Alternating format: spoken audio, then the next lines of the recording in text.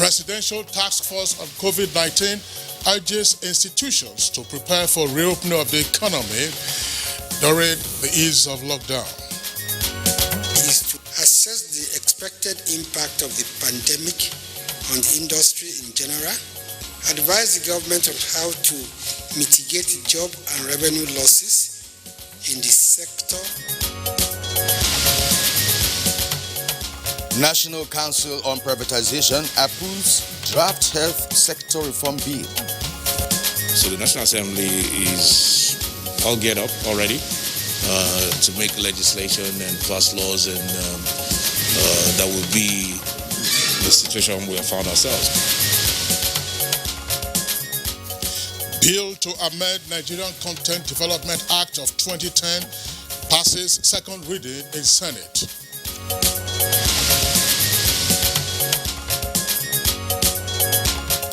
And on Good Morning Nigeria this Wednesday, we shall discuss COVID-19, gradual reopening of the economy, Part 2.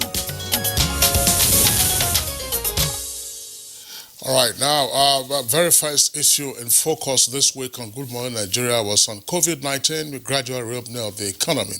Kirian, you recall that you and I were on set on Monday morning, and we had 5 guests who joined us from various locations, including here in Abuja. Our guests called for a proper risk assessment to identify areas of focus as government tries to reopen the economy. And the guests also agreed that a prolonged lockdown of the country could impact more negatively on the economy. Today, of course, we shall continue the conversation as more issues arise from what we started on Monday. That same Monday marked the end of the ease of lockdown restrictions, Kingsley, and of course the Presidential Task Force on COVID-19 in their briefing assessed the progress made so far in the first phase of the National Response Strategy and presented Mr. President's directive on the next step in the gradual reopening of the economy.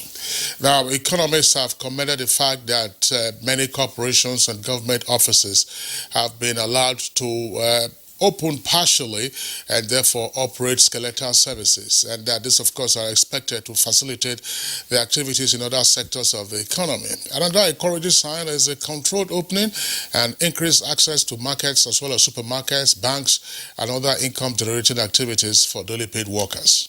Well, Secretary to the Government of the Federation and Chairman, Presidential Task Force on COVID-19 on Monday said the reality is that in spite of the progress made, Nigeria is not yet ready for full opening of the economy.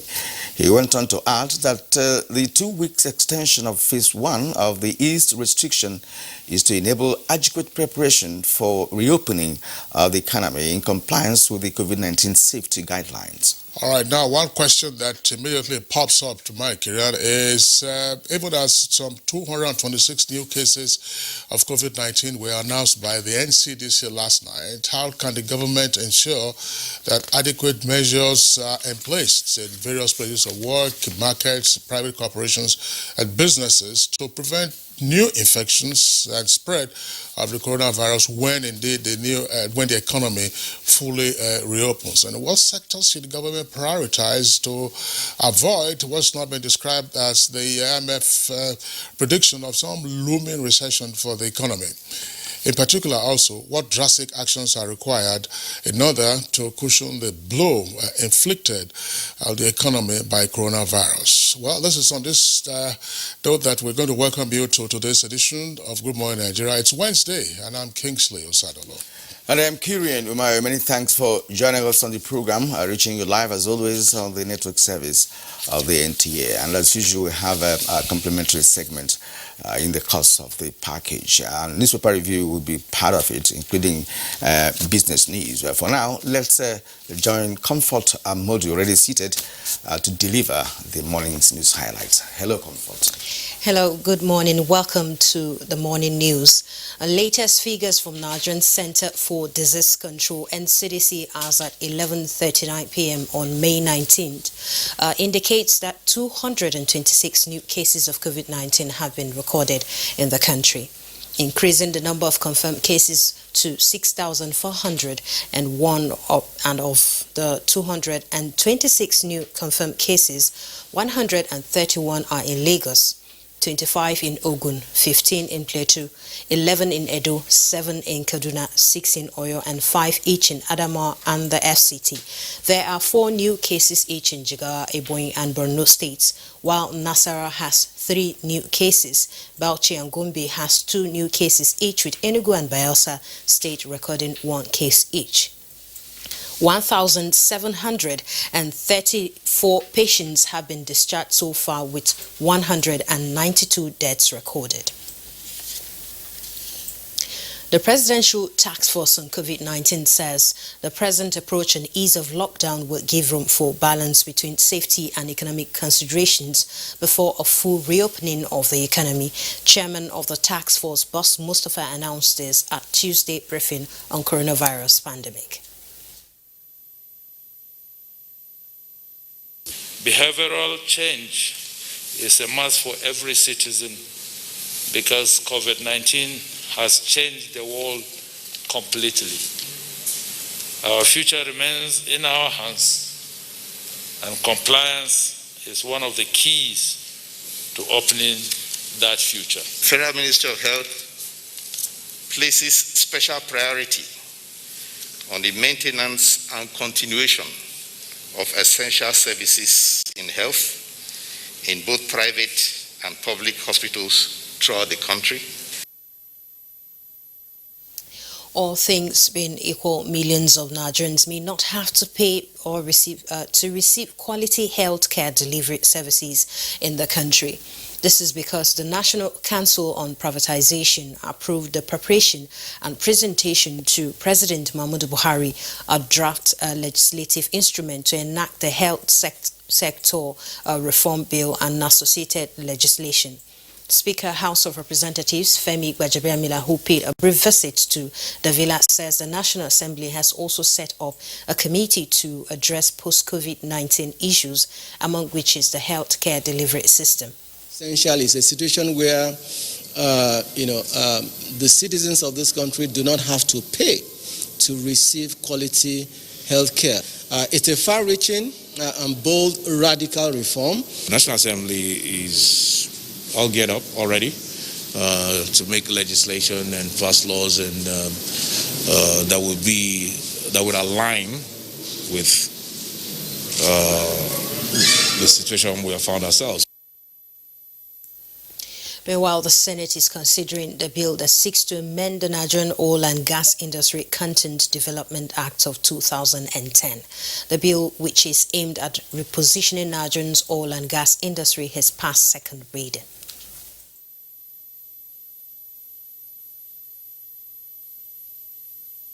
To monitor industry spend and promote expansion of the portion that is delivered to Nigerian companies and people, so that we start having Nigerians playing domineering role. The lockdown period has been fraught with reports of alleged infractions by security personnel against civilians. The House of Representatives says professionalism must be the watchword for security personnel in enforcing directives, prompting the House to fast-track passage of the Police Act. National Assembly correspondent reports that a bill repealing and reenacting the Police Act was considered at plenary Tuesday. The plank of the economic diversification policy of this administration. It creates the highest number of jobs after agriculture, especially for the youth. In the meantime, Information and Culture Minister Lai Mohammed has inaugurated the Post-COVID-19 Initiative Committee with a call on all members in the industry to galvanize support for the committee in the overall interests of the industry.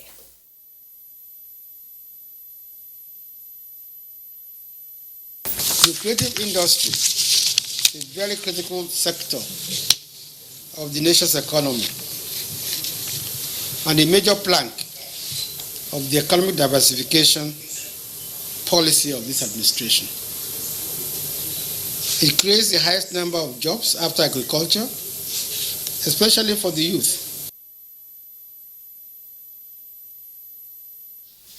The Independent National Electoral Commission, INEC, met on Tuesday, 19th May 2020 and deliberated on the conduct of the Edo and Ondo governorship elections, as well as 9 outstanding by-elections in different parts of the country.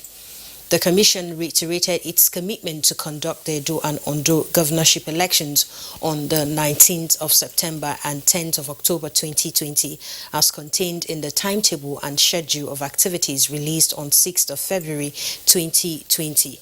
A statement by INEC National Commissioner for Information, Festus Okoye, says the conduct of the elections will not jeopardize the health and well-being of citizens, stakeholders, or its valued staff in the face of the coronavirus.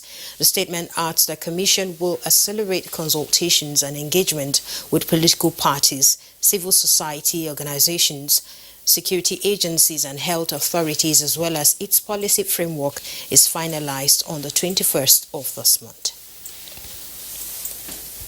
And that concludes the news highlight for now. Good morning, Nigeria, on COVID-19. Gradual reopening of the economy will continue with Kingsley and Kieran after this break. Good morning.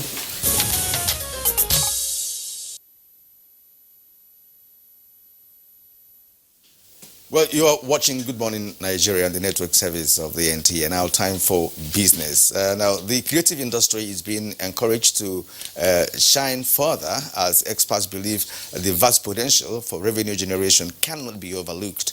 Let's now join Abdul Karim Zurumi for more. The Nigerian creative industry, with its fast-growing tech, film, and fashion subsectors, is a major exporter of culture. With the current state of show business across the world, Nigeria inclusive, it has become imperative for the country to further invest in the infotainment sector.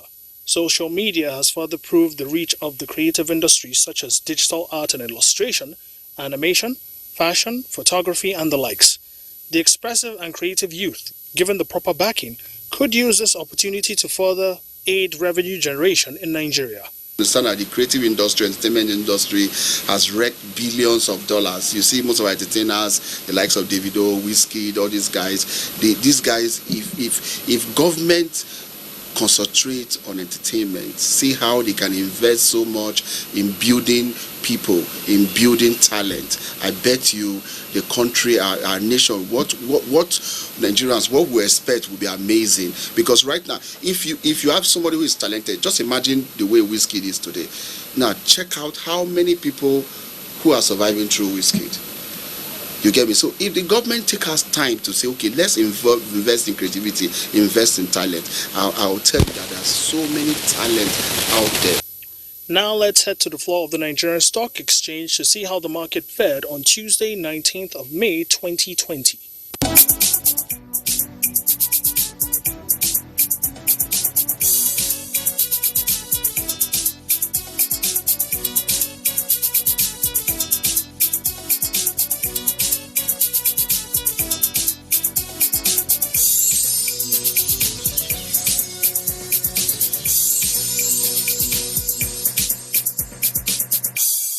With business news, Abdul Karim Zurmi. Many thanks, Abdul Karim Zurmi, for the business package. Coming up next, Newspaper Review.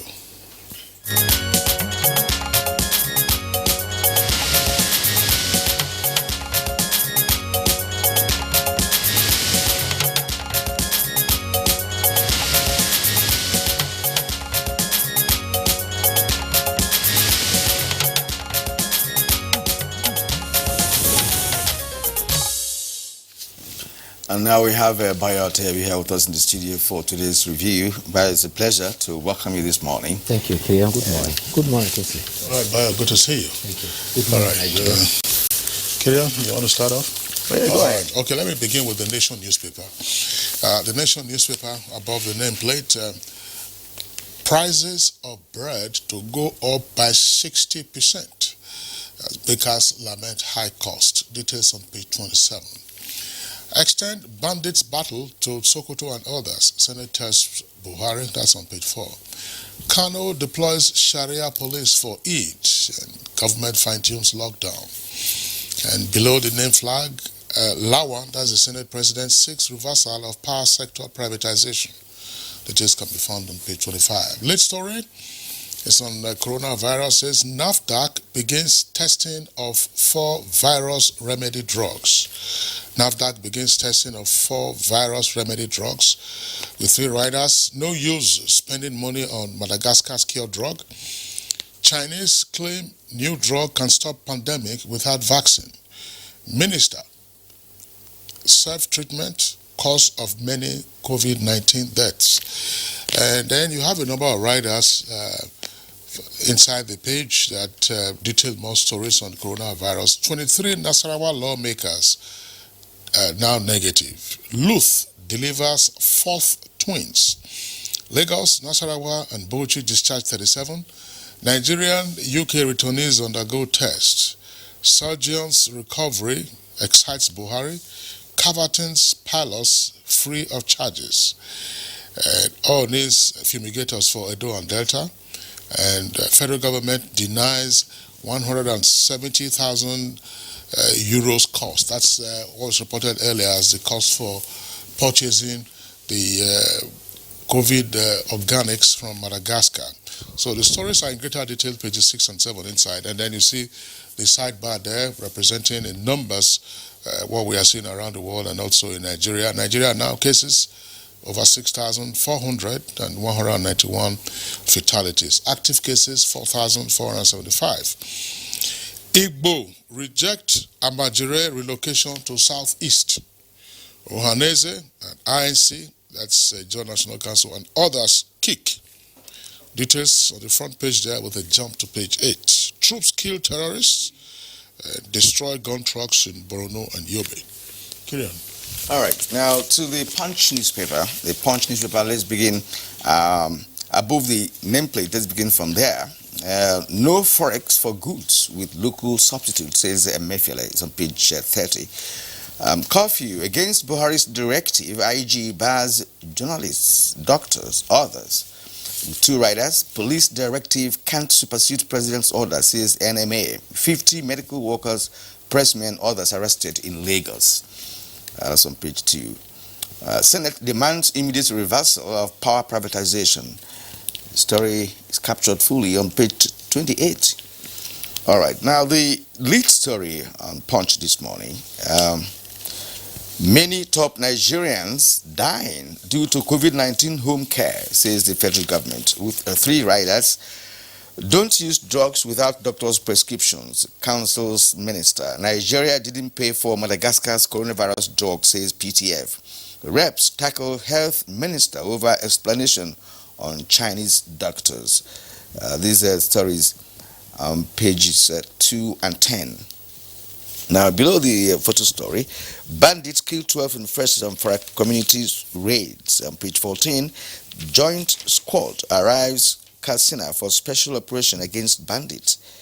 It's on page 29, on page 19. 7 billion naira uncompleted building. EFCC has cleared me, says permanent secretary. That's on page 14. Now, I will lead Kaduna-Kano boundary patrol on Salah Day, as according to El-Rufai, the governor of Kaduna State. So, page 10. Nasarawa lifts ban on mosques, churches for 2 weeks. So, page 12.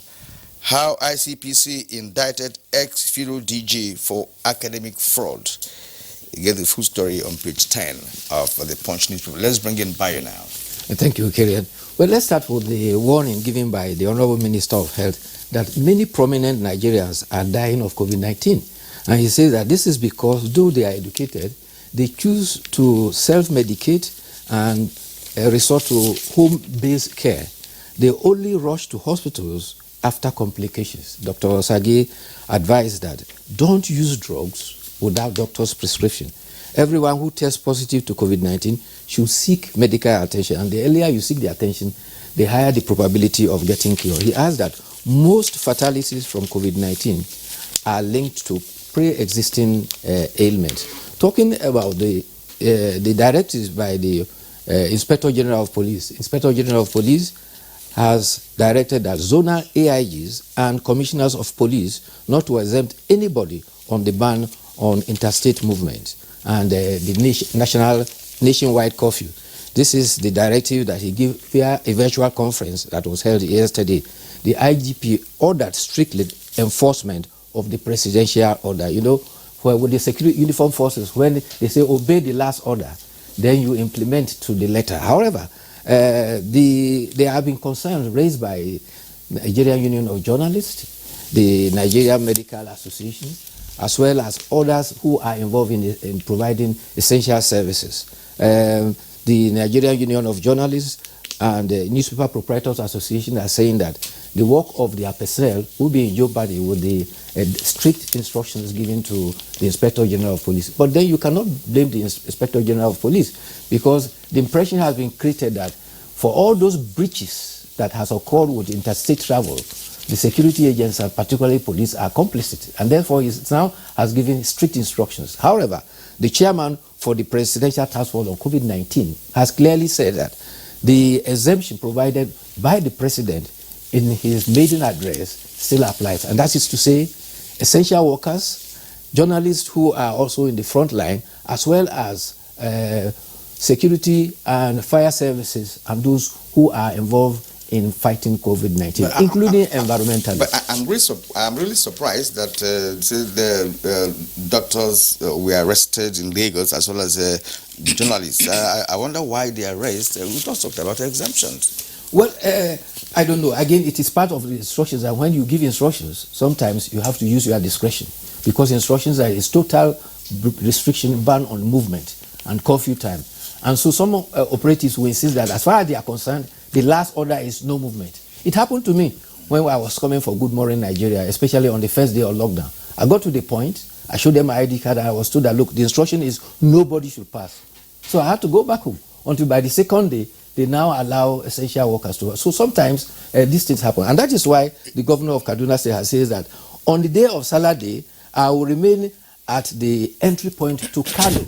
Kaduna State is bordered by 6 states, and it has 14 entry points into Kaduna State. Governor El-Rufai says he's going to be there on Saturday from morning till night as the Kano entry point. He wants to make sure he supervises and frustrates any attempts to import COVID-19 into Kano State. And he also was remarking that because security people are compromising and allowing people to pass. So these are the conflicting signals that is causing the confusion. You know, gentlemen, there are two issues here, Kieran. The first one has to do with interstate movement, which has been breached, you know, with reckless abandon, as the saying goes. That one, you can restrict movement during the daytime, you can restrict movement at night. Then the curfew, which is from 8 p.m. to 6 a.m., affects both interstate travels and intrastate movement. Now, what happened in places like Lagos, if you recall, we had discussed on Good Morning Nigeria to say that for places like Lagos, where traffic snarls are usually the order of the day, you may have to have a special dispensation. Now, yesterday, it turned out that there was a total obedience to the curfew imposed from 8 p.m.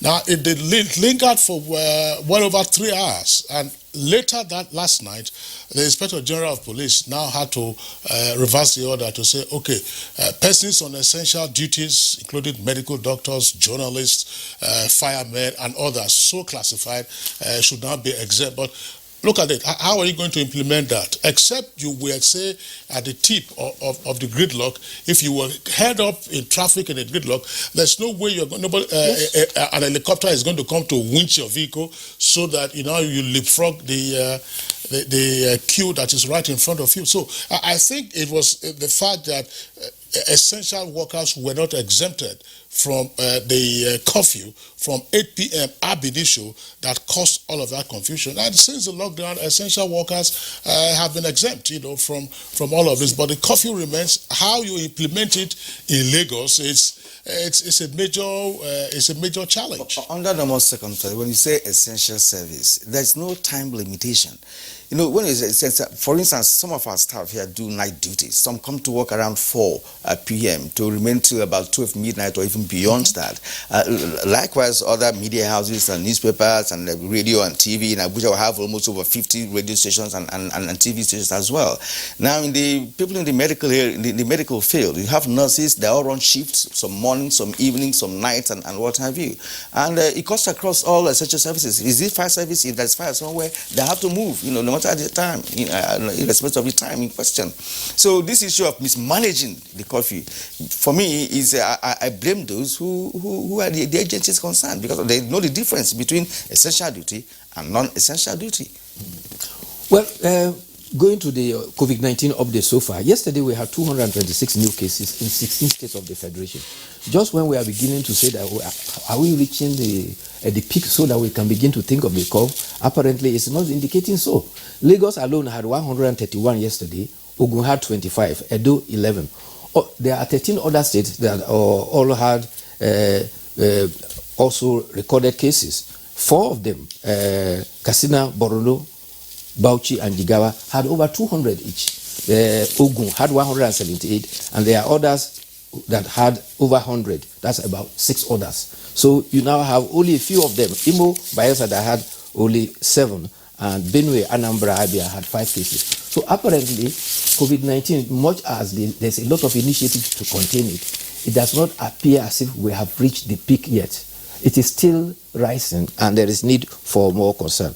Across Africa, Egypt registered 720 cases yesterday. South Africa has 16,433 cases and have already lost 286 deaths. They are already contemplating allowing some schools to open any time from now. The other area of concern is in the area of relating to the Senate.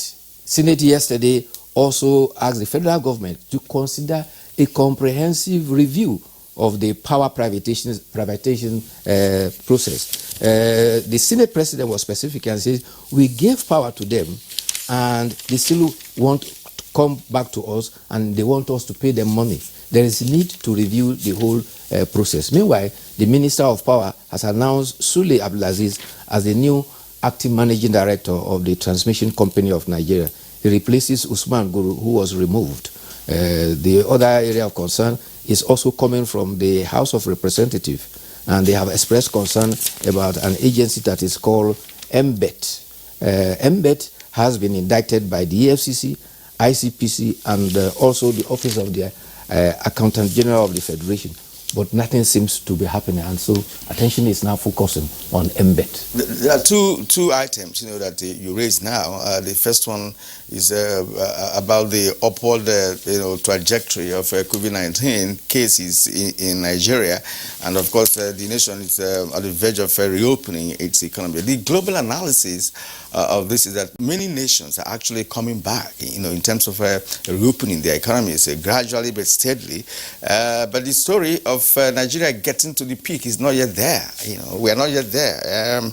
The ascendancy is so high at this point, that when the economy is finally opened, we have to record more cases to get to the peak, like you said, before we begin to think of flattening the curve in the first instance. These are things that have happened elsewhere. Italy, for instance, are even opening schools now after getting to the peak, and of course, flattening the curve, recording 0 deaths in some cases, in some days. But down here in Africa and Nigeria particularly, we need to be very, very observant. We have to watch it. We have to watch this ascendancy, because if it gets to that exponential level that cannot be controlled, of course, we're going to be in a very serious jeopardy as a nation. And locking down again may also be dangerous. That's a rebound, if you really, like. Yesterday we were lucky. We had only 1 death, and that is, for a long time, that is the least that we've ever had. Nevertheless, it has brought our tally to 192, and so we need to worry. Yesterday, Depchi came back in the news. You remember Depchi? Where the I'm sorry, just before you get into the Dapchi story, we're talking about the power sector and the Senate President seeking reversal of the privatization program. It appears that, that's one, but the bigger story actually has to do with the firing of the managing director of TCN, which is Transmission Company of Nigeria. TCN wasn't privatized because it has to do with transmission. And I'm sure that we have all experienced it here in the Federal Capital Territory. We've been having outages almost too frequently now and for prolonged periods. And TCN is responsible for transmission. No reason has been adduced for the sacking of the managing director, except to say that it's part of efforts to reposition the power sector and all of that. An acting managing director has not been appointed. I was talking about Depchi, where Government Girls Science Technical College was invaded. 5 trucks of insurgents were heading there, but luckily alarm was raised and the Air Force was able to stem that move. Otherwise, we would have had another attack in Dapchi again. The other news of interest also relate to what Kingsley read earlier on. This relates to the story about Kaduna State Governor saying he's worried about interstate. Already, Nasarawa State has also lifted a ban on worship centers. This brings to 11 the states that have so far lifted a ban on worship centers. It is in anticipation of the Eid al-Fitr likely to come either Saturday and Sunday. In the Northwest, 5 states have lifted such ban. In the Northeast, 5 states, Northwest, 3 states. In the Southeast, 1 state, Ebonyi, has lifted it. And now, North Central now has Nasarawa State saying that, yes, they have lifted ban on worship centers. All right, let's go to editorial. The editorial is taken from Daily Sun newspaper, page 11 to be precise. It's on COVID-19 pandemic and the looming TB death. TB here is tuberculosis. The World Health Organization reminded nations to maintain continuity of essential services, prevention, diagnosis, treatment, and care for long-standing health problems before COVID-19, and to continue to protect the lives of people with tuberculosis and other diseases and health conditions during the COVID-19 pandemic.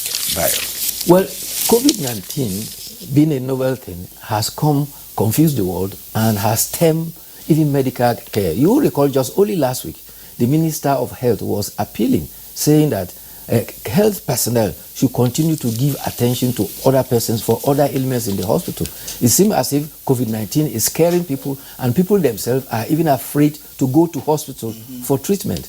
And you recall about 2 weeks ago, we drew attention to Lassa fever.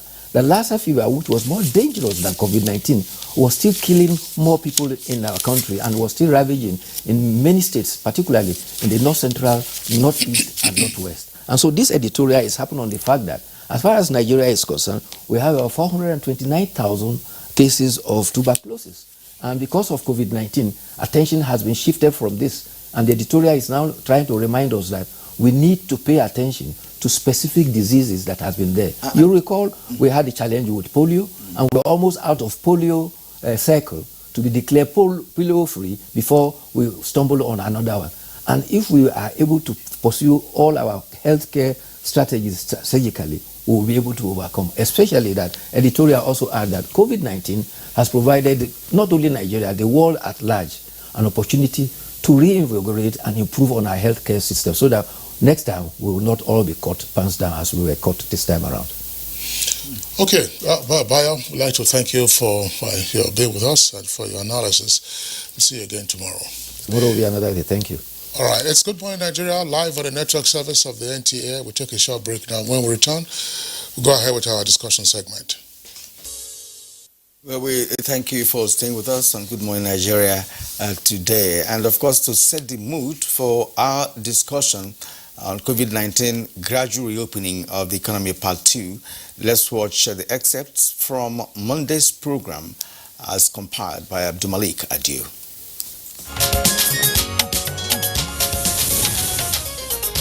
Both lives and livelihood are very critical. So what we are proposing, at least in the private sector, is for us to come up with the right kind of framework, possibly sector-specific framework on how we can, deal with the issue of managing the protocols for each of these sectors, so that we can manage the spread and support the containment strategies of government. For me, this is the way to go, because this pandemic is not something that will go away anytime soon, and we cannot perpetually continue to lock down critical sectors of the economy. With regards to the easing of lockdown, I will say that we are not doing well with managing the issue of responsibility, especially with regards to how people have decided to flout the several protocol that has been set both by government and industry operators. We must note one very important point about the relationship between, the health of the people and the health of the economy. The health of the people is very important. In the same way, the health of the economy is important. They mutually reinforce each other. But there cannot be a trade-off, between health of the economy and health of the people. The central bank has said they are coming up with some stimulus, and government is coming up with various stimulus packages. My suggestion, number one, is to give stimulus to, as much as possible, small-scale business people. That is by giving them loans that are of lower interest rates, by waiving a lot of charges, and this has been done in some cases. That needs to be done. The IMF has projected that the economy is going to tank by as much as 3.4%, even worse than the world average of 3%. And the extent, of course, that's a forecast. The extent to which this happens will depend on how long we prolong this lockdown. The budget is has a deficit of 5.3 trillion. The 2020 budget, meaning government is going to borrow so much, this year, in addition to the money they said they'll get from privatization, okay? And that money needs to be injected into the economy to stimulate activity. So that also means that we need to relax this thing, gradually.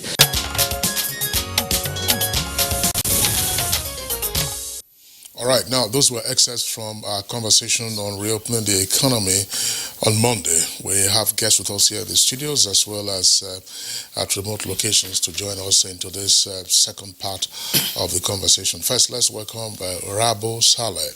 Rabo Saleh is President, Federation of Tourism Associations of Nigeria. Pleasure to have you with us on the program. Thank you very much. Thank you. Also here with us in the studios, regular guest on Good Morning Nigeria, Professor Ken Ife. Professor Ken Ife, of course, is an economic analyst. Professor Ken Ife, delighted to have you again on the program. That's right. Yes, and joining us from our studio in Kaduna, Issa Aremu. Issa Aremu is the Vice President, Industry Global Union, and member, National Institute of Policy and Strategic Studies, KURU. Good morning and welcome to the program. Good morning, Nigerians, and I want to say Ramadan Kareem to everybody. Okay, and on Skype from Lagos is Captain Roland Ayayi. Captain Ayayi is the former Managing Director, Nigeria Airspace Management Agency. It's also a pleasure to have you join us this morning on the program. Thank you very much.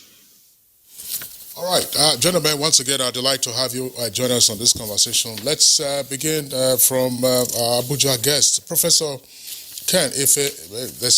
The easiest statement to make about the coronavirus is that it has totally destabilized the macroeconomic environment with a huge impact also on the microeconomic environment.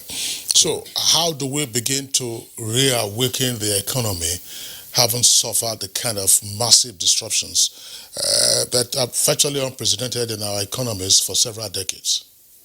Two general principles before I go to what I think could be done. One is we need to start looking at what kind of balance we need to have between the level of fatality that we can accommodate and the depth of the recession that would follow. So you're going to have to watch how you balance that.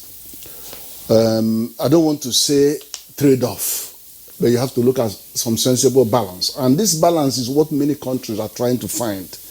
You've seen that as they're opening, the debt is increased, but they're going to find a balance. For Nigeria, we don't have social security like in UK and America, where government is dishing out money for them to stay close. But we will have to find a balance. The second one is that we also have to find a balance between the level of intervention and the size of the recession that you're actually having. For some, it's going to be depression. In other words, how does your level of intervention relate to the depth of the loss in output, aggregate output, and loss in aggregate demand? Just to give you an example, America has put in about 3.2 trillion, which is about 17% of their GDP. UK, 320 billion, 15% of their GDP. Japan, 20% of their GDP. If you add everything the government promises and CBN promises, about going to about 5 trillion, that's about, even it could be more than 5 trillion, 6 trillion, but that's about 4 or 5% of our GDP. So the question is that we probably have to look for more money. But it's beyond that. You have to come and look at how are we actually drilling down and spending the ones that are on the table. Because I've had 50 billion, which is in microfinance bank, how slow it is in getting to the people. But there are good steps are being taken.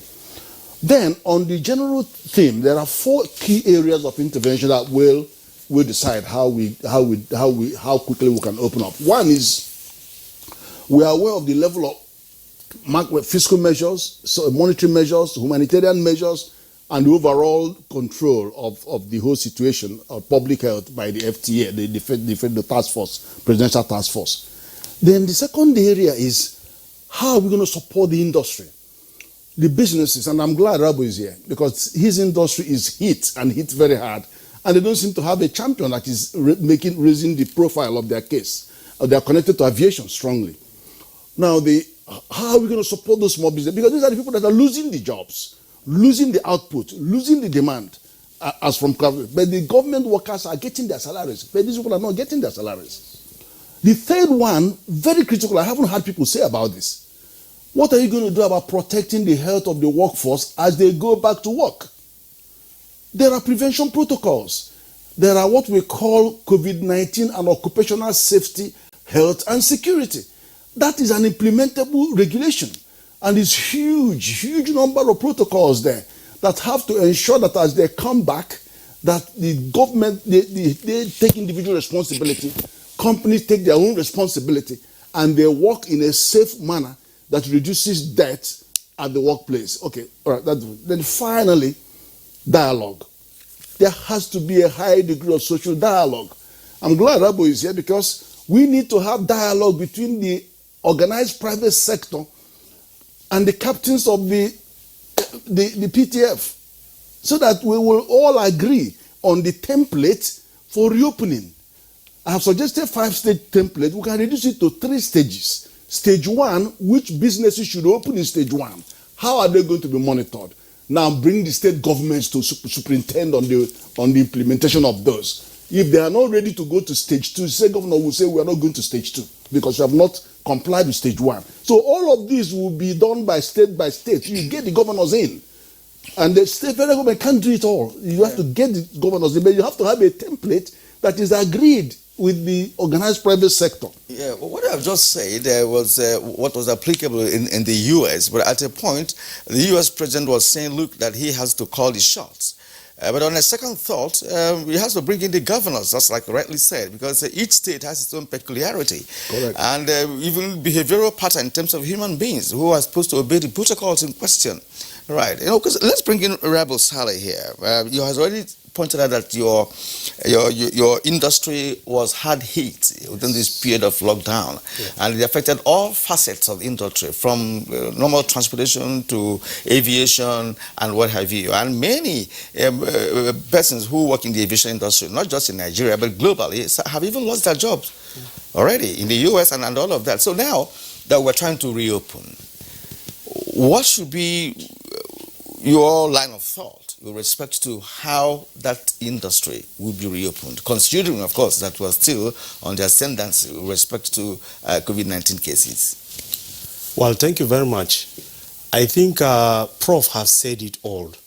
because he has tried to give us some stages in which we have to follow before we open up the economy.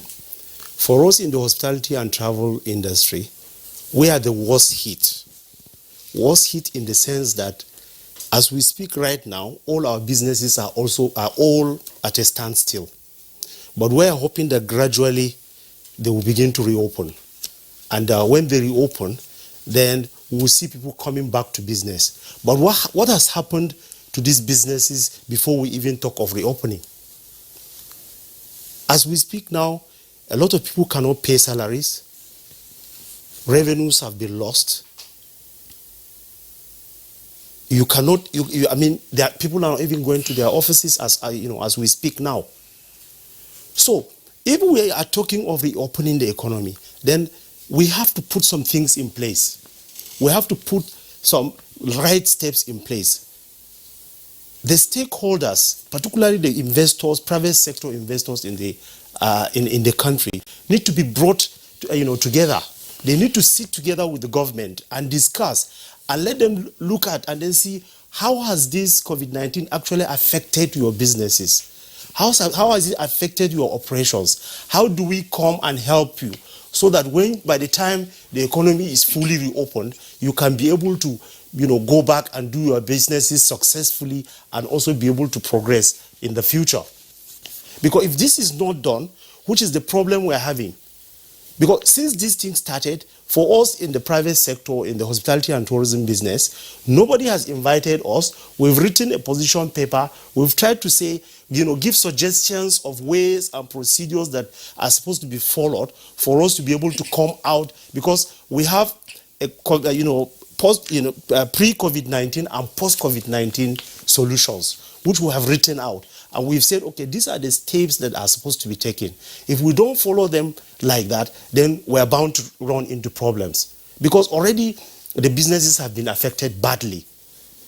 Therefore, if we have to reopen the economy, because of the complexity that is already there, then there is the need for government and the PTF to bring the stakeholders together, sit down, have a dialogue, and try to understand how have you been affected?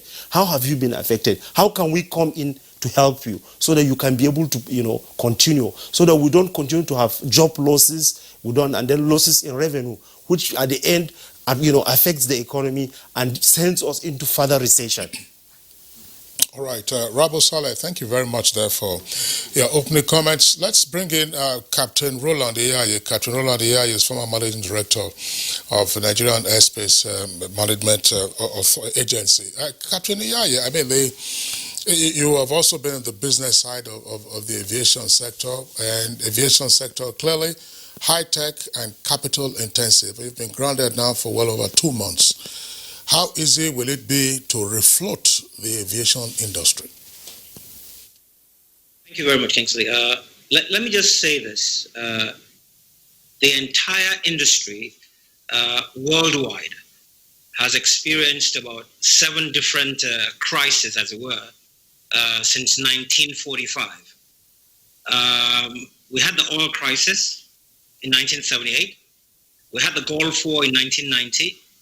There was a financial crisis in 1996. There was a 9/11 in 2001. You had SARS in 2003. There was a global depression, a financial crisis of 2008. And now we have a COVID-19. Now, to understand the severity of the COVID-19, the most severe of all the crises I've mentioned so far had been the 9/11. And at that time, the airlines in the world lost about 23 billion, as it were, in revenues. As we speak today, IATA had a review of their earlier forecast of about 63 billion to 314 billion just for the first quarter of 2020. Now, that should tell you the existential threat that the COVID-19 poses for the industry. Now, when we talk about where we are in the domestic market, all the airlines have shut down. Most airlines have put all their staff, about 60 to 70% of their staff, on furlough without pay, meaning that they've been asked to go home without pay. We have a situation where those who have asked them to stay on have had their salaries slashed to about 30%. The reality is the airline business is a cash business. When airlines are not flying, they're not earning. When they don't earn, they cannot sustain. I doubt very much if we have airlines in Nigeria with cash reserves for at least 3 months, which is like the normal or the standard worldwide. That said, it means that for us to talk about a reopening, a lot of airlines will find it very, very difficult to come back on. Another thing, all this period, whilst the airplanes are grounded, there's a requirement that means that you must have these airplanes, serviced, which is called active storage. It means that on a daily basis, on a weekly basis, even though they're not flying, the engineers are required to do certain things on these airplanes to make sure that by the time you're ready to fly, they're still airworthy. So these are things that will cost the airline money all through this pandemic. And there's no sure way of saying that the monies will come back. Now, by the time you talk about reopening the airspace, the next major challenge the airlines will have is that of, rebuilding the confidence in the traveling public. Now, how do we get to do this? A lot of people will be telling you that, look, with the way things are, this particular COVID-19 is very infectious. How am I safe getting on an airplane as soon as they say, well, it's time to go? So what we see is a situation where the passenger load factors will be extremely low over the next 6 months, so to speak. If we take the fact that the 9/11 took about 6 months to recover, and that is not a health pandemic, I can say to you factually that it will be very difficult for us not to see a recovery spanning at least 12 to 18 months in this particular instance.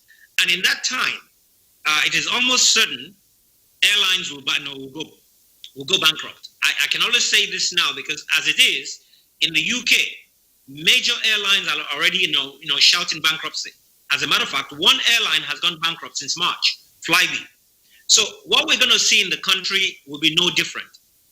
And except, of course, an airline is financially stable, and very few airlines are in Nigeria. That's a reality. We will see failures. Now, when we talk about the real estate of the airports, when it comes to the reopening of the businesses, when you talk about the social and physical distancing we're talking about today, what it means is the airports will have to now have spaces on their floors to indicate the actual location or position passengers will need to stand so that we can maintain the protocol of social and physical distancing. Now, when you talk about that, what you end up doing is that you're now quadrupling, the real estate that's required for the passengers to come in there. What it means is that you have extended queues outside of the terminal buildings for you to be able to maintain the protocols. How do you sustain that? It means that the airports authority will have to deploy additional aviation security personnel. And now the aviation security personnel will need to be trained, not just in people or vehicular movement and the control, but also emergency evacuations, which could happen. So we're talking about a major undertaking, and I'm not sure at this particular point in time we are well equipped to deal with it. But having said that, it is something that a lot of countries are doing on the go, meaning that nobody's had this experience in the past. So what we're trying to do basically is that we're trying to figure out things as we go along, and that's probably going to be what's going to happen when business is open. But the reality is the industry will take over the next 12 to 18 months to recover. Well, well spoken, right? Because that's an expert analysis, based on his experience, because the scenario that you have painted, especially with respect to September 11 incidents that nearly crippled the aviation industry, what you have said is just apt. We'll come back to you as we make progress in this conversation. Kingsley is talking. He was talking about airports. Mm-hmm. we have Nigerian airports. They are not big. They are not large. Compared to other airports across the globe. For you to even try to, obey the protocol with respect to passengers traveling, you will find out that in our own circumstance, we may have to have people staying in an on-pandemic proximity at the airports, based on the size of the airports that we have. I like that, on-pandemic. On-pandemic proximity, exactly. So now let's go to Kano, or Kaduna rather, where we have Isa Aremu. Sir, you are a member of the National Institute of Policy and Strategic Studies, and there's no saying the fact that we are in a very difficult mix, healthcare versus economic development, and the precarious situation calls for advice from experts like you. Now, we want to reopen the economy. That's what the direction the government is going, just as the other nations are doing, and there may be, in fact, there should be precautions, and of course, necessary steps to be taken. Let's share your view on such steps with respect to strategy, of course, that will see us through opening our economy gradually but steadily.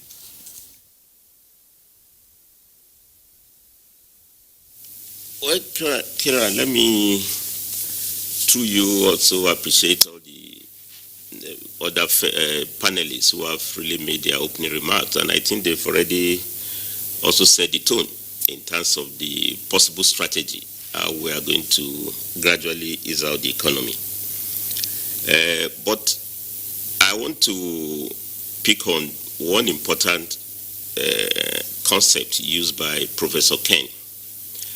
I think he says so loudly that whatever options we are going to take, there must be the need for appropriate balance, and I like that very, very much, balance.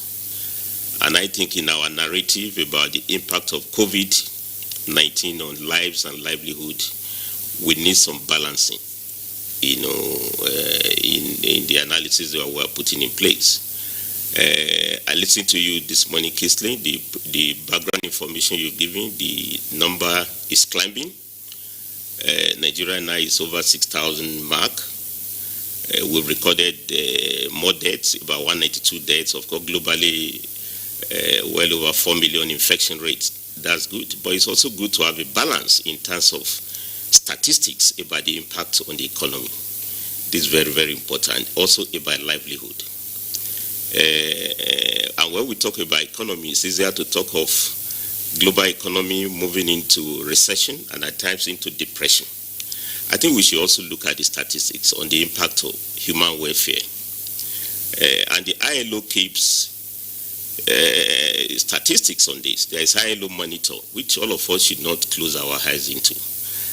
Close to 25 million workers are possibly going to lose jobs with the impact of COVID. ILO has said so. And with the loss of income of 3.4 trillion naira. Because when we talk of economy, we also forget that the workers' productivity and incomes are part of the backbone of the economy. ILO says that if 25 million workers lose jobs, as many of them are already losing at a faster rate, the estimate is about 3.4 trillion naira. No, what I'm saying here is that we can't have a appropriate strategy if we have balanced discussion about what the statistics look like. And I agree very well that out of the way out, again, I think Ken's concept of balancing is important. But the point I want to add to it is that there's already historic imbalance, if we have to be a bit analytical. Oxfam released a report this year that just 2,000 billionaires in the world control the wealth that is more than the wealth of 4.5 billion humans on earth. You already see some level of inequality. Now, COVID has perpetrated inequality more. More jobs have been lost by workers. They've lost income. There is massive poverty. Now, if you are going to have balanced policy, I think you must also factor this historic imbalance, which means in your support, yes, it's important to support businesses, but don't also forget that businesses are run by working people, who already are in a depressed state even before the COVID. I mean, you know, the minimum wage you are talking about 30,000 naira.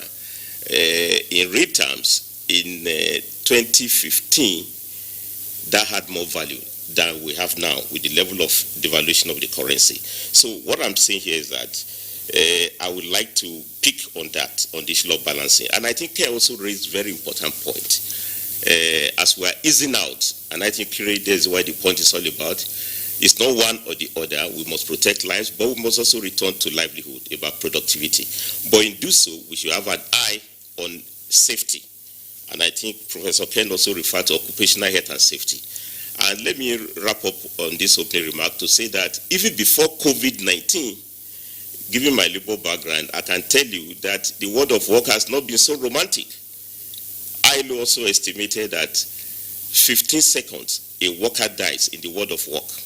In fact, we have lost more work and more lives to occupational hazards and health and safety than even wars. You know, world war, millions of workers are dying every day due to occupation. So what I'm saying, what COVID-19 has done is that we can't shy away. We must return to production. And I agree with Manufacturer Association and co. We must return back to production. But the issue is that what production? How do we carry it out? You know, and I think those are the challenges that is in our hand. And I think, again, Professor Ken, I think you've taken all the concept from me. We also need social dialogue. I think there should be more discussion between business and organized labor. There should be community discussions, dialogue. How do we get it out? And I think to manage this transition, that requires a lot of enlightenment. This is not the time for engaging in acrimony, war of attrition, because if you operate separately, COVID will defeat all of us separately. And we can see, Kingsley, we just opened up within the three weeks because of a lot of indiscipline. You can see that the number is climbing. And as Kire said, it's not yet receding. I think we need cooperation, we need collective effort, dialogue to make sure that we gradually, and that's why I like your team, the issue is systematic reopening of the economy. And I think we can have targeted reopening. Farmers must resume back immediately to work. It's very, very important because this is the time for planting. We can't combine health insecurity with food insecurity.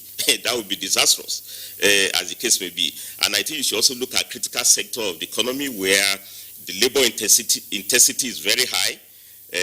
I mean, we need to produce the PPE. I think that's what we call it, personal protective equipment. You know, things like nose masks. You know, I think that's part of the textile garment, sanitizers, the chemical industries. You know, all the medical facility we need to provide. And I think CBN has also said a good template. You know, Governor Emefiele has set very good template, targeted financing for those sectors. I think gradually those sectors that will determine our survival, we should have gradual reopening. But anyway we want to do so, we need discussion, we need dialogue. It's not a law and order affair.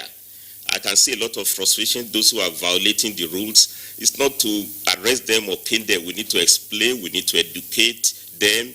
Nobody asked for this COVID. I mean, it's not something that we all prepare for.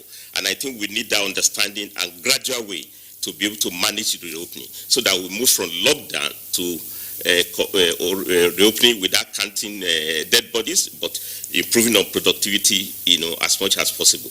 But I want to say that even the world of work, even before COVID, has not been all that peaceful the way we know it. But yet, we are surviving to manage it. And I think now we need to do it far more better in a gradual way. All right, Comrade Saremo, thank you very much there for your comments. Well, gentlemen, I mean, listening to the very many interesting perspectives that you have all raised and the issues that we still have to discuss, I doubt if we can exhaust all the issues today. But Kirian, I think it's advisable before we begin to drill down into some of the key points raised, whether in aviation or tourism or labor or the macro and microeconomic environment that Professor Ken Ife earlier indicated. There's something here. Now, the PTF, that's the Presidential Task Force on COVID-19, was set up essentially as a response to a public health challenge. There are a number of issues in the ideas that you have proposed here, and we believe a number of ideas that are also out there. I mean, if you listen to the technical issues outlined by Captain Roland Iyayi and the tourism matters outlined by Rabo Saleh, and what you have also said, Ken Ife, with regard to the 4 broad areas that we need to tackle, with the greatest respect to the PTF would not appear to be, in terms of its composition, sufficiently equipped to tackle all of these issues with regard to reopening the economy. Yes, even though it provides the lead in terms of advisory work to the president on the public health challenge and whether to reopen the economy or not, so that we know to whom we are addressing these recommendations and so on and so forth. What would you like to see? Is this a matter? The NBS has not been mentioned in all of this. NBS being National Bureau of Statistics. It's not been mentioned so that we have the numbers that may come out of that. There is the Economic Sustainability Committee headed by the Vice President. But are these issues that should be going to the Economic Sustainability Committee, or matters should be going to the PTF, so that we have this healthy balance that we're talking about? So what is the mental infrastructure that we should tap into the ideas that we'll be discussing before we get into further details?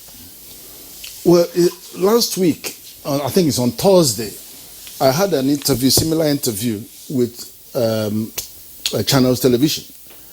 And I actually said to them that they should use their convening power, the media power, not just to be taking complaints from the public, but to actually get the organized private sector, MAN, NASIMA, NASI, NASME, NESG, and NECA, and of course yours as well. Get them in a video conference to share these ideas. I actually sent them the strategy, COVID-19 strategy for ECOWAS and for Africa Union. So I sent that copy to them, and then also sent them the 5-stage plan for reopening. I said, dialogue with these 4-6 agencies and let them come to an understanding, then take that and get the 3 important ministers involved in the conference: agriculture, FMITI, and I think petroleum or something like that. I said, get them in so that you have a buy-in, and then they can go and talk to the Sustainability Committee and talk to the Presidential Committee. So within that axis, there could be an understanding on how we're going to move forward. But bear in mind, governors will have to implement. So the governor forum or chairman must be in the loop if they're going to implement that. And they have to implement that. And in fact, I heard yesterday, I think the national coordinator in the PTF said, you guys can't let us do it all by ourselves at the federal level. He's still saying the same thing. They can only do so much. In the end of the day, it is the governor that will rein in all the defaulters and compliance issues on this. But working with the industry to ensure that we are following a map. There must be a map, a roadmap on this. And that's the point that talks to what we have asked. Kyria, that's well, we're now talking about, look, how do we get all of these strategies, how do we get all of these suggestions into a national strategy for reopening the economy? Exactly, yes. And that's why I want to go to Rabo Saleh to speak to this. Which Professor Kenneth raised earlier on. He talked about a social dialogue, right? And there should be a kind of collaborative mechanism among all the committees or task forces, as case may be, because the Kingsley was talking about who do we direct this to? Who are the final gatekeepers that will ensure that whatever ideology put in place, in this reopening exercise, will be effective. Meanwhile, we have not even spoken about bailout, because some sections of the economy must be bailed out. Otherwise, they will come to a halt. Right. So, what should be the best form of approach in this direction? Thank you very much. I think the best form of approach in this form is for the organizations that the government has set, because the government has already set up different bodies that are responsible for certain actions. The PTF is there, the Sustainability Committee is there. The central bank too has been asked to take some responsibility, and then there's the other committee of ministers that the federal government set up to look at all, to come up with a roadmap for the economy. I think all these activities of all these bodies should be coordinated together so that at the end of the day, there will be no conflict of interest, or one will not say that, okay, I don't know where to go to or who to approach for what. If there's coordination and there's, a synergy amongst all the organizations and all the bodies, they will be able to streamline, a direction for us. Just like we have said, if we are going to move out of, the gradual lockdown, it cannot be all at once. It has to be in stages. Because if we don't handle it in stages, at the end of the day, we'll create more problems where there are not supposed to be problems. So if there is that understanding amongst all the organizations that are already discussing or have been given responsibility of this is what you are to do, this is what you are to do, then they should be able to get all the bodies, either private sector or some other government organs, to come sit down with them and then have a discussion with them and then have an understanding of what do these people really want and how do we, satisfy or meet up their demands so that at the end of the day, when we have this, unlock the economy, then it's not going to create any additional problem for us, either in terms of affecting people maybe when they go back to work and there's no proper arrangement on social distancing, no proper arrangement on health care. Then at the end of the day, you keep having, a more compounded problem. Like the hotel industry, for instance, it has been under lock. If you ask people to go back to work, there are so many people working there, and there are also guests there. You can even look at it and say, okay, instead of opening it up completely all at once, then the workers can come in batches so that you reduce the number of people at the workplace, so that you reduce if there's going to be any effect. The same thing with the airports. For the travel agencies, the tour operators, right now tourism cannot flourish very well because there's a complete lockdown. So we believe that probably we start, saying, okay, let's promote domestic tourism. Let's encourage Nigerians to move. Even if we encourage Nigerians to move within Nigeria, we have to do it, gradually. And we have to also guide them on the number of people that will be at a place at a time, so that we don't end up having so much congestion and then creating additional problem. All right, Sabo Saleh, thank you, Rabo Saleh, rather. Thank you very much there for your comments. Let's also listen to Captain Roland Iyaye. Captain Roland Iyaye, I mean, your industry is always in the news, but these are exceptional circumstances. And considering the number of points that you have raised, and I believe your colleagues also have other ideas,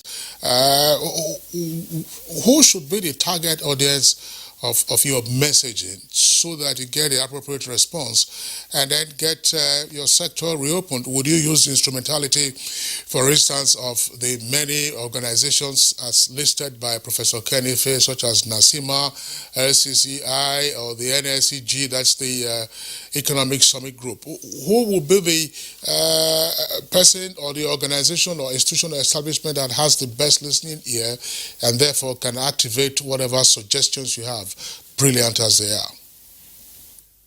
Very much, Kingsley. For aviation, really, the way aviation works, I mean, we have international standards. The Civil Aviation Authority is actually the arrowhead of the industry. They are the regulators. Now, when we talk about aviation, we cannot take it as an island unto itself. I mean, it's part and parcel of the entire economy. As a matter of fact, it's the enabler of the economy. Now, I think looking at what the government has done to date, the government has set up the PTF. Now, all the discussions we've had, I mean, right now presupposes that even though we had the lockdown, somebody in government had thought about the fact that at some point we would open up this economy again. Now, I want to believe that somebody was proactive enough to say, look, how do we reopen? Now, I would assume that the PTF, being the driver of all government actions through this period, can actually be used as also the vehicle to take us out of lockdown into graduated opening up of the economy. Now, I mean, how does that work? The PTF is comprised of key ministers in the industry, the secretary to the government. So I think if at that level they can break down into little subcommittees to address specifics of different areas of the economy, and then come back together based on all the ideas that the different subcommittees will bring to the fore. Then I think that probably will be a better vehicle to use to address it. In terms of the industry, like I said, aviation cannot be a standalone industry. It has to be integrated into the overall plan. And I think it would be a good way to use the PTF as a driver for the opening up of the economy or the reopening of the economy, however you look at it. But having said that, we go back to again what Professor Ken had said. There is a need for to balance things. In as much as there's a need to open up the economy, there's also a need to understand that should you have a spike, then the objective will be defeated. So there's a need to look at what we need to do based on numbers that are showing up, which areas can be opened safely. And if they're opened safely, how do we ensure that we don't have spikes in other areas? Or how do we ensure that they don't create the spike, as it were, that we're trying to avoid at this point? So it's a very, very difficult situation. There's a dilemma there. But I also believe that, however we look at it, all the different facets of this enterprise need to come together, need to understand the nuances of each sector, and then take all that into cognizance to be able to come up with a plan. Let's bring back Issa Aremu once again. Issa Aremu, I also like you to speak to that question put to Roland AI, because we are talking about several bodies, put in place by government, to address the pandemic, and of course, as we're now trying to ease the lockdown and so on. Now, how would all suggestions to this reopening plan be implemented? Which of the bodies do you think is in a better position, to ensure the implementation as we get on with the gradual opening? And I want to add this to that. Bailout system has become a new norm in resurrecting failed businesses across the globe. And of course, the negative impact of COVID-19 on the economy seems to have necessitated such approach. What would be your thoughts in that direction? That's giving a bailout for perhaps the aviation industry and other sectors of our national economy hit so hard by COVID-19 pandemic.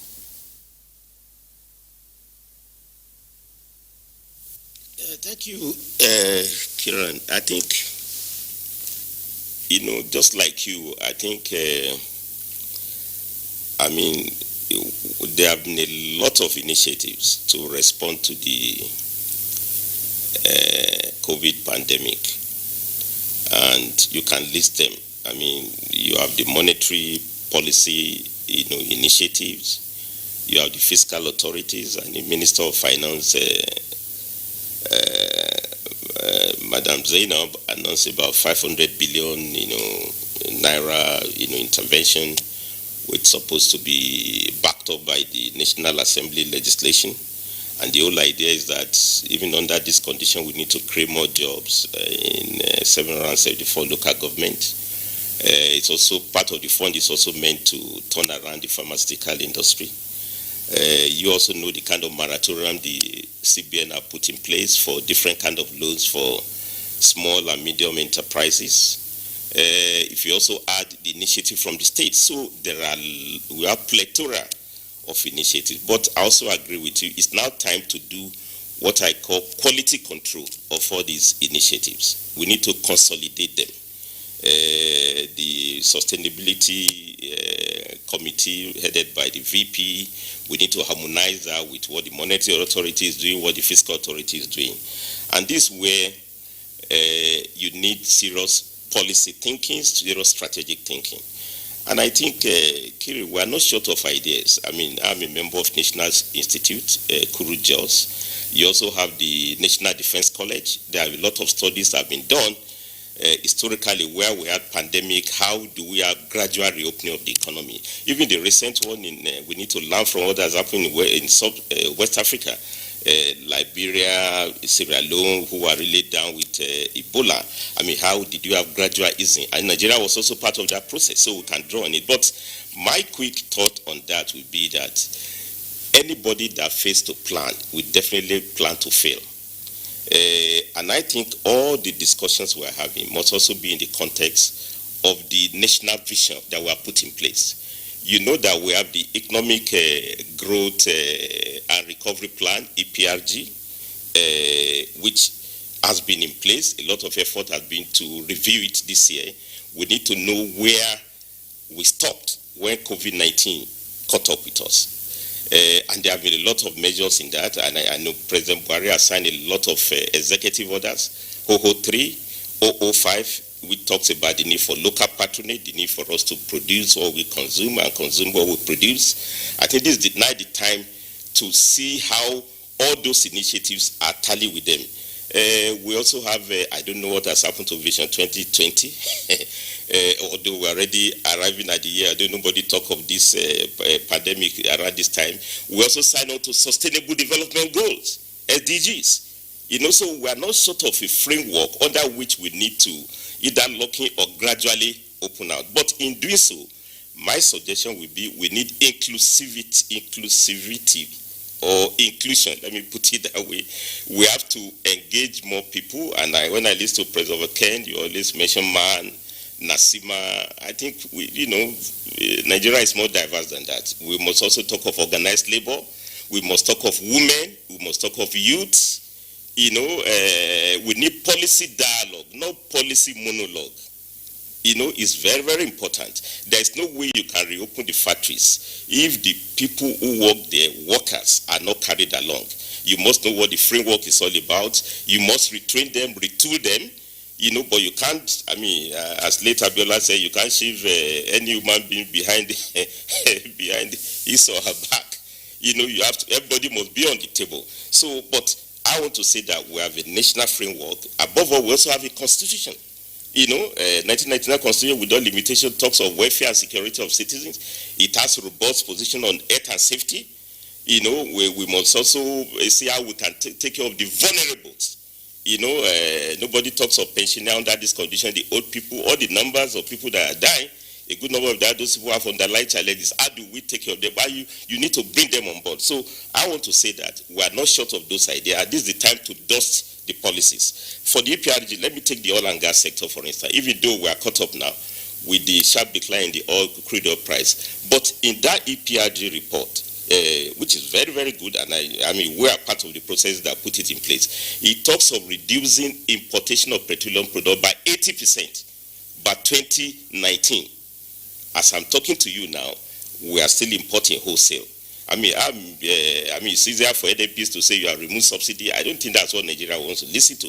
What they want to listen to are the refineries coming on board so that we stop this hemorrhage of scarce foreign exchange, which is no more the importing product that ordinarily we ought to have produced. And that's the one that putting pressure on the foreign exchange. Let's release those resources now to reinvent public health, to reinvent those sectors that we can employ more and generate more foreign exchange. So, in summary, I think we need to return to planning, we need to return to visioning, and we have some framework already there to get it done. So, any gradual reopening must be within the overall context of national vision, which will include both the federal, state government, private sectors. In this case, we need to, it's not just business people. And I think the last one, Kiri, on bailout.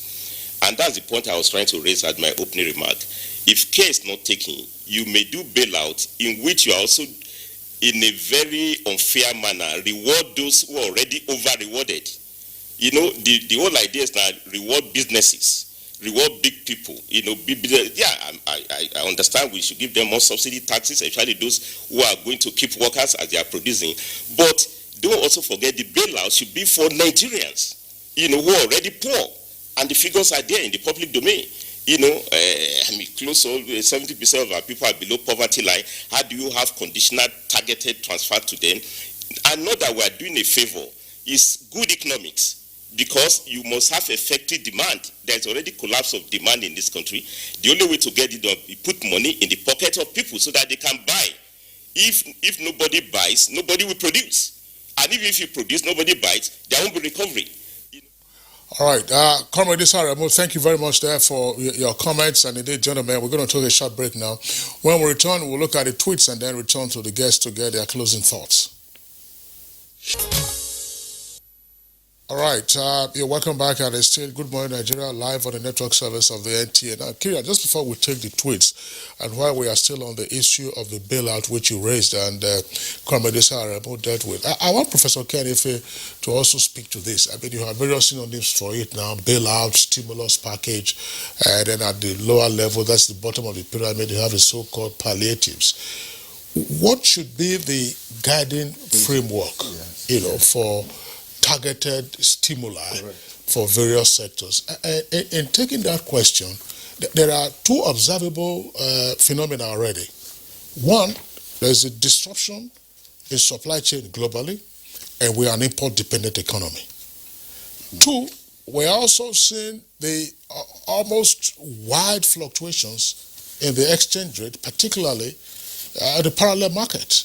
I mean, the dollar is going for over 400 and something. That's, in a sense, almost at least 75 naira increase on the exchange rate.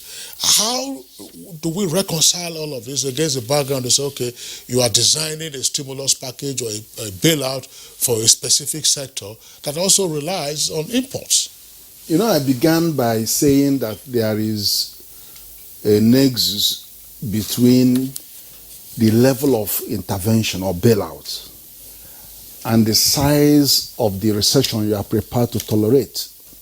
What I'm actually referring to there is the impact on the collapse of aggregate demand. In other words, you don't throw money, you throw money at something. What was the principle? First, before you start dishing out, you need to carry out an economic impact assessment on sectors. You had Mudaru Yusuf say that, sectoral impact assessment. And let me just give you one, because there is a nexus between the eloquence of what Captain Roland said on aviation industry, particularly the amplification of how it has hit the airlines. There's a nexus between that and Al-Haji here. He is representing an industry, an ecosystem. Now, whilst the aviation industry was expecting to go to 1.2 trillion this year as a target, there is another 3.6 trillion, 3 times the size of that industry. That is the ecosystem. And that's where he comes in. Tourism. Now, they support the hospitality industry, the travel, tourism, hotels, they support the aviation industry. Now, let's take the nexus between the two is FAN. FAN is government plus private, is the way it is. But it has 22 airports. Only 2 of the airports are viable. Abuja breaks even. Lagos earns 58% of the revenue. So Lagos revenue subsidizes the other 20 airports. If FAN is allowed to face more pressure, they can just close down those airports because they can't make money. And the captain has told us how much additional impact and pressure that all of these are going to have. They're going to be under more pressure. Now they are self-generating. So they're generating all their income. They're not getting money from the budget. So how much can they carry staff, carry retirees, in this very present circumstance? Then thirdly, they are being owed over 53 billion naira. If they go tough on people who are owing them, all these airlines will shut down because they are the ones owing them. So where do you find, you've got to understand the impact assessment on each sectors to now know how you respond with the palliatives and the bailouts.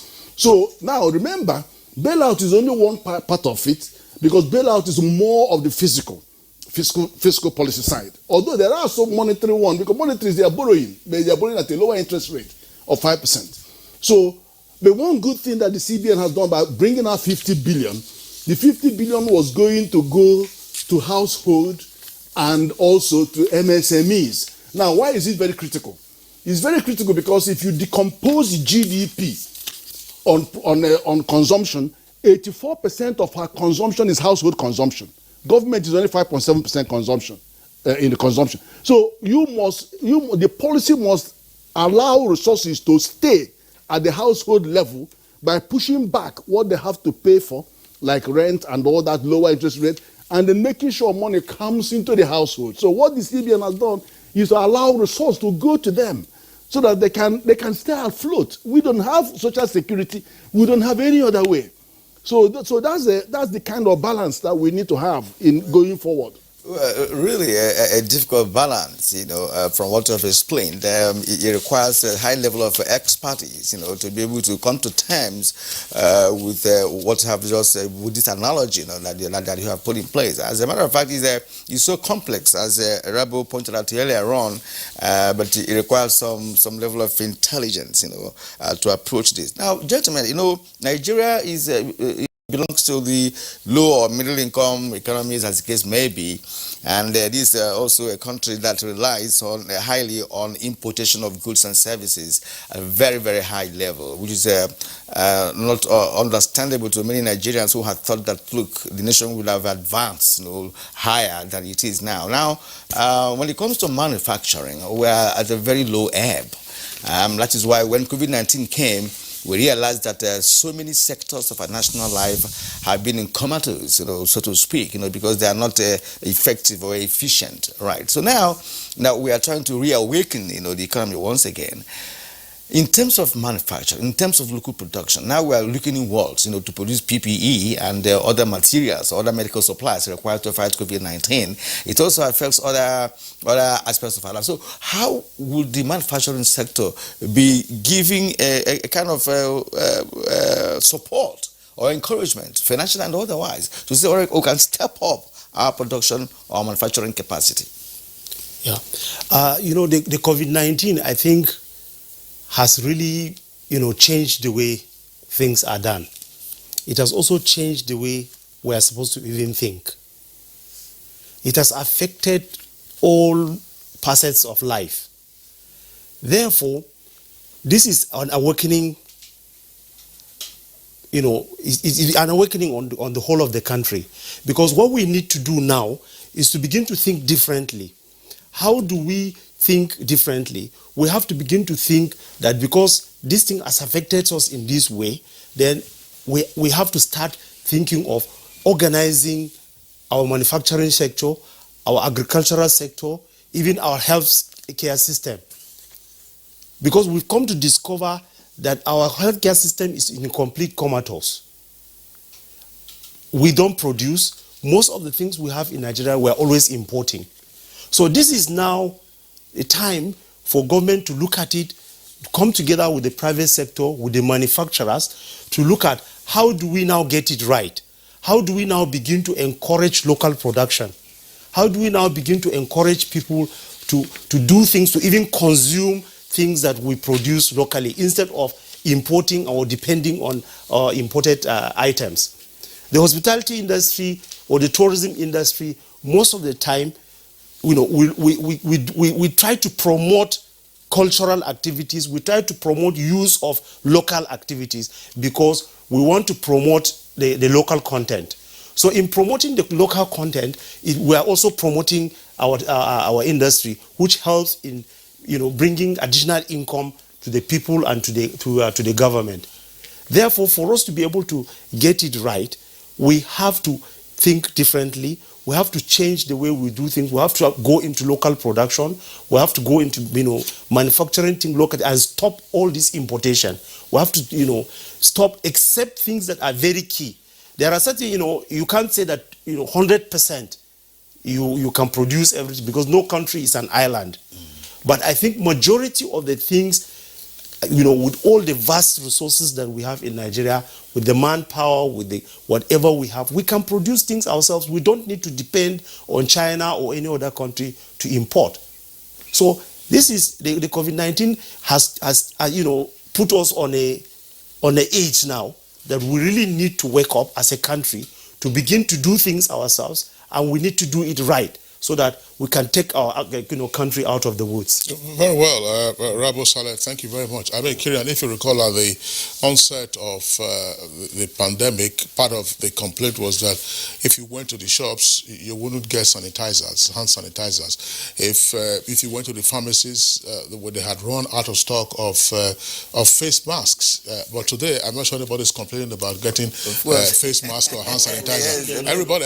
So if those who went and hoarded hand sanitizers, I'm sure they are bringing them out. Those who hoarded them, yes. Yeah, hand sanitizers are all over the place. Some of them have very strong alcohol content, sufficient to kill off the virus. And then face masks, we all have different types. I mean, Kirian has this, and then our guests also have that. So there's a local response to that already, and there are many other things that we can also respond to, except, of course, the downstream sector where we are a laggard, as it were, and our forest continues to go in that direction.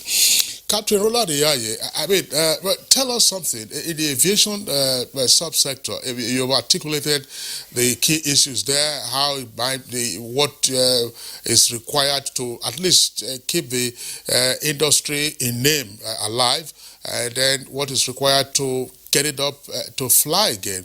Now, we have observed something in some other jurisdictions. So in the U.S., for instance, you have some flights, local flights still going on.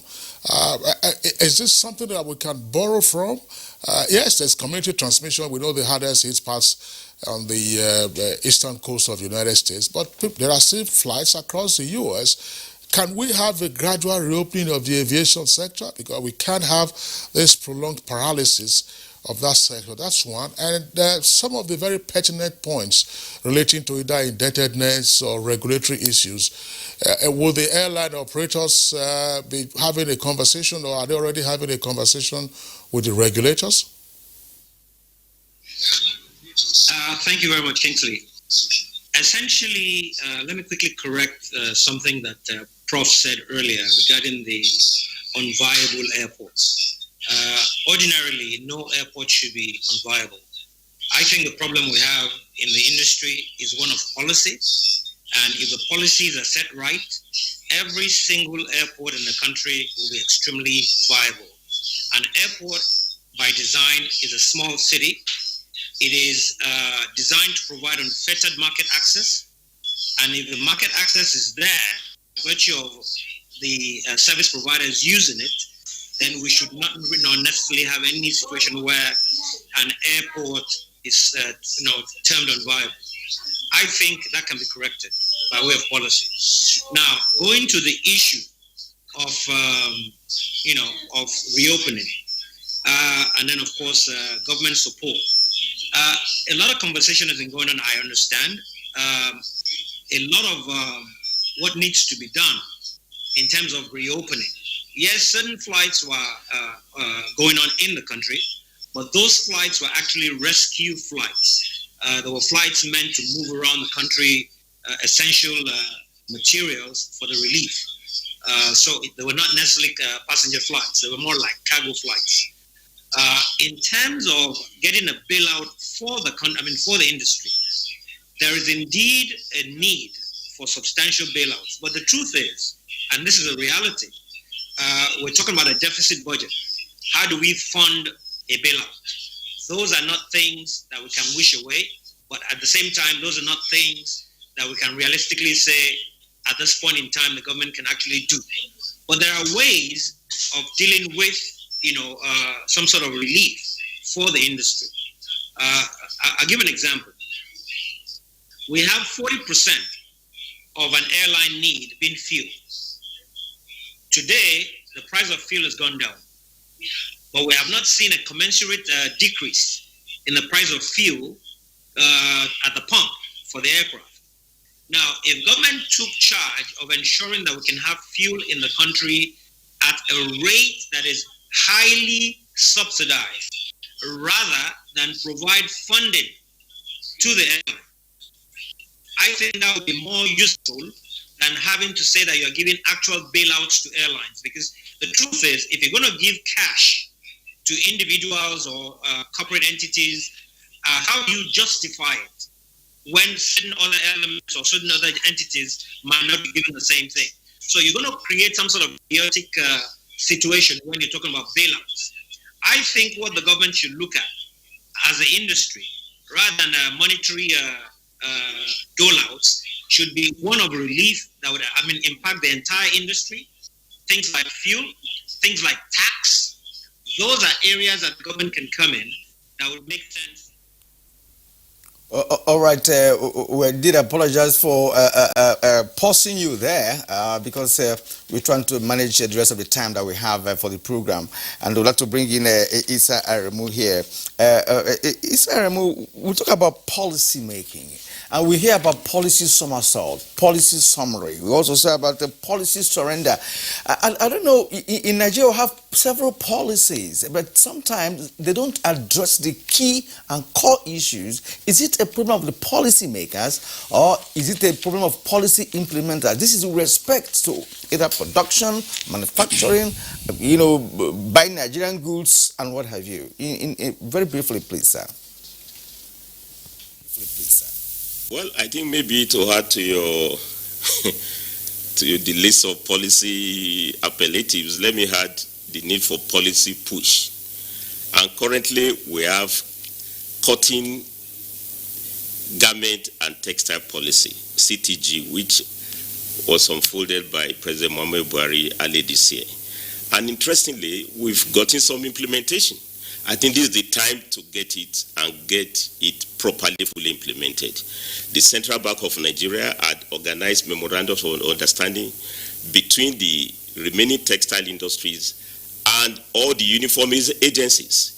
This is now the time. I think, Kingsley, you made the point, supply has been disrupted, but we can now take advantage.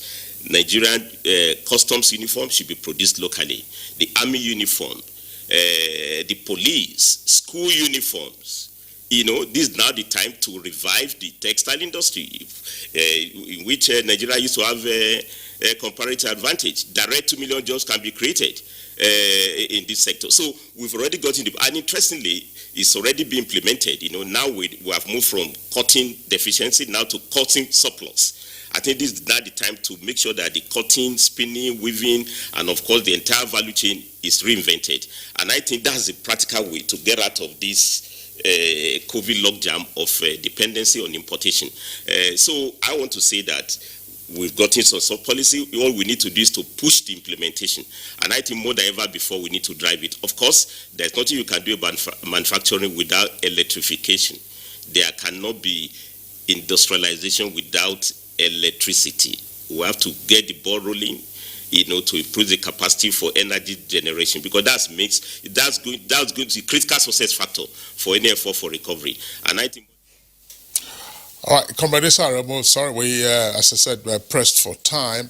Just very quickly now to go through the tweets that have come in from our viewers. Cecilia Okoroma, although very difficult, we can all endure, make sacrifices and readjust for this new normal lifestyle, and use community leaders to educate those at the grassroots for strict adherence to the coronavirus guidelines. And our economy will bounce back sooner than later. KJ Olabaji said the reliance on oil is a problem. The agricultural season is gradually being lost unless we give hope to farmers. The manufacturing sector is worse hit due to supply and demand for both inputs and output. Can we still get out of the wood? Yes, if we can build sector resilience. Now, Steve Bond tweets, with less than 50,000 tests in a country of over 190 million people, reopening the economy, most especially schools, should not be a hasty decision. Festus Akimboewa says, while it is important to protect Nigerians from COVID-19, it's also important to protect the economy. All right, Abogbala Humbab says the public needs constant enlightenment, and much as it is good to forestall another pandemic, that is hunger virus, it's equally important that people use face masks and observe social distancing. Chris Simeon, no economy thrives well if there is lockdown. Federal government and the PTF on COVID-19 have done a nice job for directive giving for the gradual opening of the economy. Law Alpha say relaxing the lockdown is germane, considering the sufferings experienced by the people, but mass testing should be aggressively embarked upon. We see how Michael Ayankwo, Popola, Motayo, Onyebuchi, Ezenwa, Omar Bin Omar, we thank you. Ruben Nagebri. And then there's one from Lead Prince, by the way. It says the banks are not so much affected as other sectors. Government should prevail on banks to take a 50% interest rate cut on outstanding corporate loans. All right, that's where we conclude our show today, but not before we appreciate our guests who made it possible for us to get next to you in terms of analyzing the topic. Rabu Saleh is, of course, the president of Federation of Tourism Associations of Nigeria. We thank you. Pastor Ken Ife, who is also a regular here with us, we appreciate your comments as always. Thank you for coming. Isa Aremu, Vice President, Industry Global Union and member, National Institute of Policy and Strategic Studies. It's been a pleasure hosting you this morning on Good Morning Nigeria. Captain Roland Iyai, former Managing Director, Nigeria Airspace Management Agency, we thank you for coming and sharing your thoughts with us. All right, so that does it for us today as well on Good Morning Nigeria. Thank you. We're back tomorrow, same time, 7 o'clock in the morning. Stay safe and be well. I'm Kingsley Osadolo. And I am Kirian Umayo. Thank you for watching. See you again tomorrow.